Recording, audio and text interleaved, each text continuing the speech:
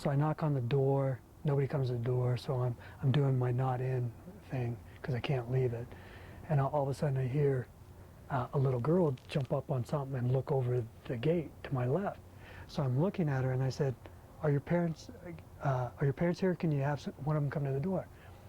And so about 20-30 seconds later, the door opens up. I see the little girl. I see a big black pit bull here and I think a medium pit bull brown one right here. And I'm thinking this isn't good. So I start backing away, and the only protection I have is this flimsy little letter and my electronic clipboard, which we call a dyad. So I'm backing away, and all of a sudden the black one just lunges right at me. So I try to fend him off, like this, trying to get him back. The little brown one got a hold of me over here. And I can't remember if he got my arm first or my hand first, but he was definitely going to town. And so I'm fighting him off for what seems like forever, probably just a few minutes. And somehow the little one, he lets go. All of a sudden, I'm still holding this letter, and all of a sudden he comes right through the letter at my face. And I just go back, and I'm falling against the building, and I'm on the ground then. And all I see is the little dude coming right at me in his eyes, it was just yellow, vicious eyes, and so he lunges at me again. I give up my arm again. And, at that time he's just shaking away, and the black one comes between my legs, and he's like trying to come out here. So I close my legs as hard as I can, and I just start hitting him as hard as I can to try and, I don't know what I'm trying to do, trying to get away, trying to hurt him, or, so that they'll go away, whatever I can do. This one, he escapes, and I don't know if that's when he started on my arm or my shoulder or my back. But at the same time, the little brown one lets go again, and he's going to town on my right foot, and he's just shaking it all to pieces. About that time, I'm thinking, I don't have any energy left. I've got nothing left. I'm just laying there going, oh, what am I going to do now? And I think I'm passing out at that time, because I hear this like screech from like a metal chair getting drug on cement or something, but I've heard that sound before, and it's one of the gates opening up, from their back porch. Well, it was the guy in next door, and I can't remember a whole lot from then on. I can't remember if he came out and he got me. I can't remember if I stood up and started walking. I don't really remember, but I'm fairly good size, so I don't know how he drugged me there, so I must have got up and walked in. The next thing I know, he's slamming the gate, and somebody said they slammed the gate on the pit bull because he was trying to get back in there and trying to get me. And so the guy's on the phone with 911, and I'm up against the wall, just kind of slouched there. And he's calling the paramedics and whoever he can call, and he's saying, you guys got to get here. You got to get here. He's bleeding all over the place. It's just terrible. I don't think he's going to make it. And to hear that, I'm just like, oh my God, am I that bad? Because I have my arms like this on the wounds, because they just hurt so bad. It's just like fire. And so I don't know how long that took, but then he goes, who can I call for you? And I said, call my wife.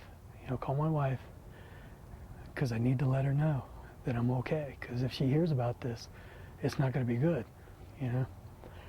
So he goes, well, what's the number? And I go, oh my God, I don't know the number. It's in my phone. So they go, where's your phone? And I go, it's in my truck in the roundabout out there. And it's kind of funny now, but they both looked at each other and go, oh, who's going to go out there? I don't know how long it took them to go out or who went out and got it, because I'm I think I'm in and out of consciousness. And so he ends up calling her, and what did he say? He goes, man, he's really bad off. And I told him just before that, be calm and nice and say, hey, look, he's been bit up by a dog, but he'll be okay, and he'll call you back as soon as he can.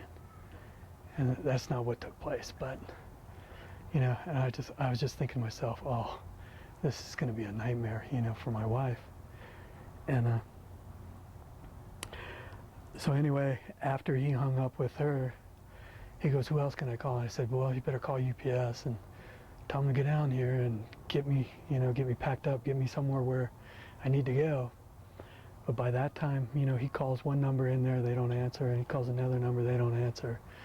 And I'm just going, that's typical, everybody's out working all the time, so the firemen and the paramedics get there, and I don't know how I get on the gurney. I don't know how I get out of the little thing, out of the little gated enclosure there, but I know I'm going down the sidewalk because it's dum dum dum dum. Pretty soon I hear some country music, and I'm like, oh, that's my truck, that's my radio. And so okay, we're out in the parking lot because I just can't open up my eyes. I just can't do anything. I just gotta lay there. I just can't do anything. So they get me in the ambulance, and I think they get an IV going and stuff, but I can't really see. And all I hear is all this tearing of my clothes. They're cutting everything off and trying to find all the wounds that I have and stuff like that. And I remember the fire lady going, I don't want to do this, but I have to. And so I hear her reach down at my underwear, cut off my underwear, grab my junk, looking around in my junk, and I just kind of open up my eyes, and she gives me this little smirk going, and that, it seems kind of funny now, but I was like, oh, okay, at least it wasn't the paramedic guy, So we get into the emergency room, and all of a sudden there's like 20 people there, and good people, and there's so much conversation going on. I don't know how they could hear each other, but man, I tell you, they were doing their jobs, and they were asking me questions, but I don't know if they were asking me or if they were asking somebody else, and so I was trying to answer all of them, and just looking around because there's 20 people just looking at me. So I'm trying to answer them all, and all of a sudden, about 5 minutes later, they're all gone, except a couple of them, and they're wiping me up and trying to take care of me, and it was a long ordeal. They had a bunch of really serious operations that they had to go to, and do.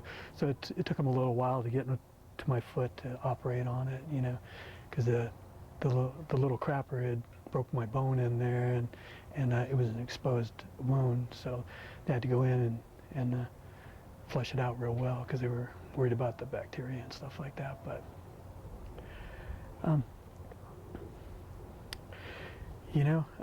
I can't really tell you much more than that. I really don't know what happened to the little girl that was right there. I mean, I feel so bad for her and her family that, if she saw what happened, how scarred is she going to be? What's going to happen to her?